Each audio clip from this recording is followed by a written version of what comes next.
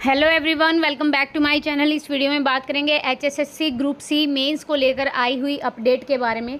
हम सब ने यही सुना था कि भाई 4 गुना कैंडिडेट को बुलाएगा आयोग, और इसके लिए कोर्ट में भी केस चल रहा है कि सभी को मौका दिया जाए जितने भी क्वालिफाइड कैंडिडेट हैं। अब क्या अपडेट आई है, एक ग्रुप में एक उम्मीदवार को एक गिना जाएगा, भले वह सभी पदों के लिए पात्र हो। मतलब क्या है कि अगर एक ग्रुप में कई सारी पोस्ट हैं तो उसके लिए कैंडिडेट को एक ही माना जाएगा, चाहे वो कितनी भी पोस्ट वहाँ पे भर ले। इस तरह 4 गुना से ज़्यादा उम्मीदवार को लिखित परीक्षा में मिलेगा मौका। मतलब अगर एक कैंडिडेट ने 10 पोस्ट कोड में अप्लाई किया है तो उसको 10 ना मान के एक ही कैंडिडेट माना जाएगा।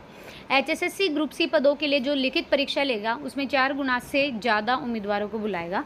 इसके लिए आयोग ने फैसला कर लिया है। फिर एक ग्रुप में अगर एक उम्मीदवार एक से ज़्यादा पदों के लिए पात्र है तो उन सभी पदों के लिए सिर्फ एक, ये समझ आया, अगर 50 कैटेगरी में अलग अलग नहीं गिनाया जाएगा और शेष 49 कैटेगरी के लिए दूसरे उम्मीदवार को मौका मिलेगा। उन्होंने बताया कि ग्रुप में कैटेगरी के पदों की संख्या 4 गुना उम्मीदवार को, इस तरह 4 गुना से ज़्यादा उम्मीदवार को मौका मिलेगा। अगर, और क्या लिखा है,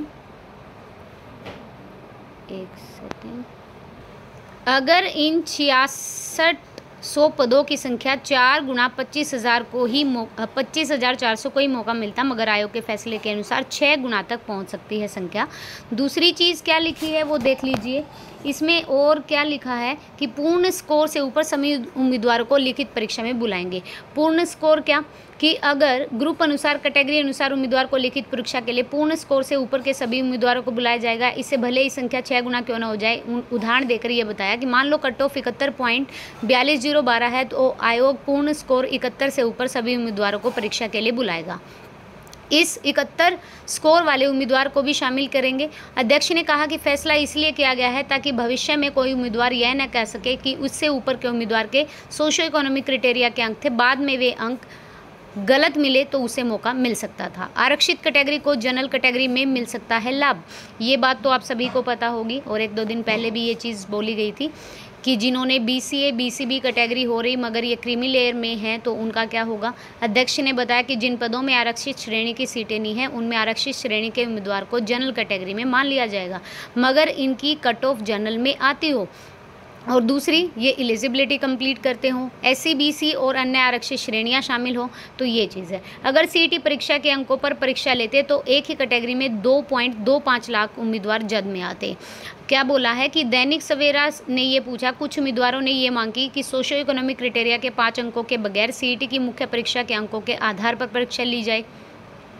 अध्यक्ष ने बताया कि एक आयोग ने चेक करने के लिए देखा था, पाया कि एक ग्रुप में 32,000 के 2.5 लाख उम्मीदवार हैं और एक में 1.25 लाख, बाद में 2.5 लाख नहीं 2.25, बाद में जद में आते और अधिकतर रिपीट हो जाते। और वैसे भी सीईटी अधिसूचना के मुताबिक सीईटी स्कोर में सीईटी परीक्षा और सोशियो इकोनॉमिक के अंक शामिल हैं। पुलिस भर्ती के इच्छुक उम्मीदवारों को ओवर एज में नहीं मिलेगी छूट, तो ओवर एज जो हो चुके हैं उनको छूट नहीं मिलेगी और विज्ञापन 20 जुलाई तक प्रकाशित हो सकता है। और आपकी जो एज है वो 16 अगस्त 2023 को न्यूनतम उम्र के लिए तिथि माना जाएगा। अभी तक पुलिस भर्ती रूल संशोधित नहीं हुए हैं, उनके बाद ही एडवर्टीजमेंट जारी होगा। टीजीटी की डीवी 5 जुलाई से स्टार्ट हो जाएगी। कल भी पैटर्न बताया था क्या क्या लेके जाना है, डॉक्यूमेंट्स बहुत अच्छे से परफॉर्मा फिल करना है। और पीएमटी का शेड्यूल जल्द, कि जिन पोस्ट कोड की पीएमटी होनी है, पीएसटी टेस्ट होना है, उनका शेड्यूल आएगा। सबसे पहले टेक्निकल पोस्ट के पेपर होंगे। ये आयोग की तरफ से 3-4 अपडेट थी। आपको अपडेट कैसी लगी है ज़रूर बताइएगा। वीडियो देखने के लिए thank you so much. Video पसंद आए तो like and share and please subscribe the channel.